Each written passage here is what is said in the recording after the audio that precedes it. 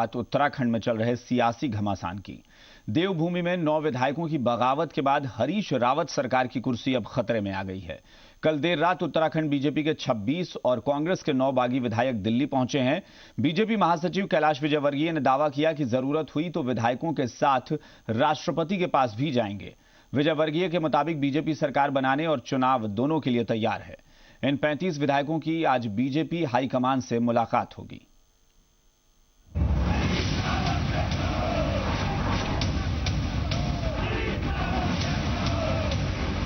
गिर जाएगी हरीश रावत सरकार।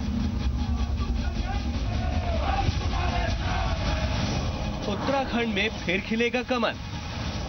उत्तराखंड में सीएम हरीश रावत की कुर्सी खतरे में है। बीजेपी का दावा है कि सूबे की रावत सरकार अल्पमत में आ गई है। कल देर रात बीजेपी के 26 विधायकों ने कांग्रेस के 9 बागी विधायकों के साथ मिलकर राज्यपाल के पॉल से मुलाकात की और कुल 35 विधायकों की उनके सामने परेड करवाई। राज्यपाल को मिलकर हमने ये सरकार तुरंत इसी क्षण से डिसमिस करने का हमने रिक्वेस्ट किया। आपके साथ कितने आदमी गए? हमारे पास 35 विधायक, आज अभी उनकी परेड हमने राज्यपाल के सामने कराई है। कांग्रेस के कितने थे? कांग्रेस के 9 और भारतीय जनता पार्टी के 26। राज्यपाल से मिलने के बाद सभी कांग्रेस और बीजेपी के 35 विधायक सीधे एयरपोर्ट से दिल्ली पहुंचे। निश्चित रूप से हरीश जी की सरकार अब अल्पमत की सरकार है। अब उन्हें नैतिकता के आधार पर 1 मिनट भी सत्ता में बने रहने का अधिकार नहीं है।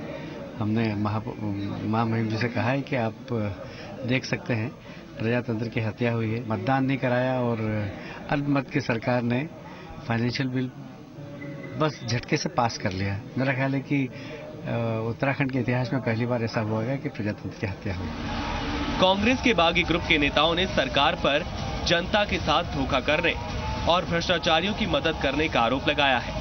इनके मुताबिक अब नैतिकता के आधार पर सरकार को इस्तीफा दे देना चाहिए। 35 विधायक खड़े होकर कह रहे हैं कि हम इस बजट के खिलाफ मतदान कर रहे हैं, लेकिन उसके बावजूद भी विधानसभा अध्यक्ष ने हमारी बात नहीं मानी। हमने कहा है महामहिम राज्यपाल से इस सरकार को 1 मिनट भी रहने का अधिकार नहीं है, तत्काल इस सरकार को बर्खास्त किया जाए। तो राज्य हित में हमने निर्णय लिया। अब बाकी जो है वो राज्यपाल करेंगे, जरूरत पड़ेगी तो राष्ट्रपति से मिलेंगे। इससे पहले कल दिन भर उत्तराखंड की सियासत में हाई वोल्टेज ड्रामा चलता रहा।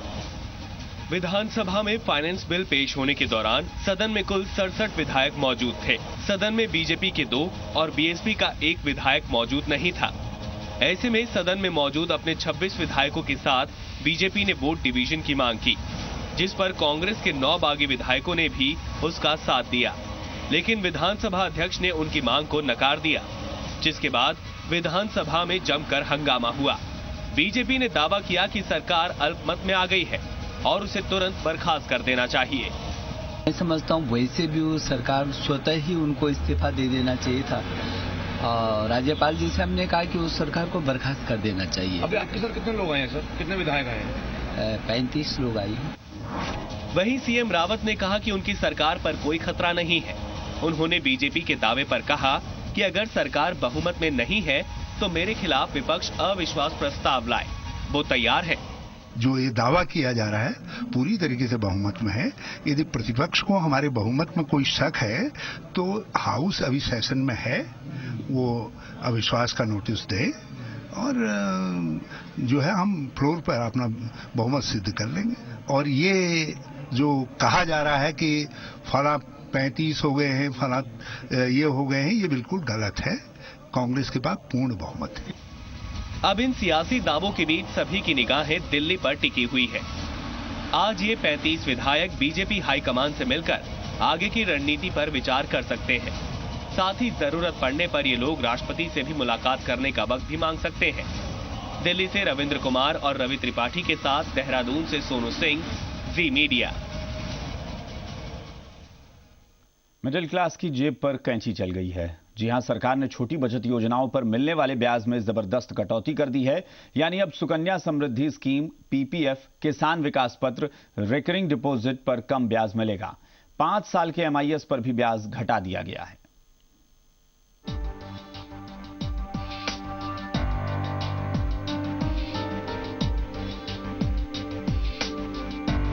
आम आदमी को बड़ा झटका देते हुए सरकार ने छोटी बचत योजनाओं की ब्याज दरों में भारी कटौती कर दी है। पब्लिक प्रोविडेंट फंड यानी पीपीएफ से लेकर किसान विकास पत्र और सुकन्या समृद्धि स्कीम में अब पहले के मुकाबले कम ब्याज मिलेगा। पीपीएफ पर 8.7% के बजाय अब 8.1% ब्याज मिलेगा। किसान विकास पत्र पर 8.7% की जगह 7.8% और सुकन्या समृद्धि स्कीम पर 9.2% की बजाय 8.6% ब्याज मिलेगा। टैक्स सेविंग के लिए मशहूर 5 साल के नेशनल सेविंग सर्टिफिकेट्स यानी एनएससी पर 8.5% की जगह अब सिर्फ 8.1% ब्याज मिलेगा।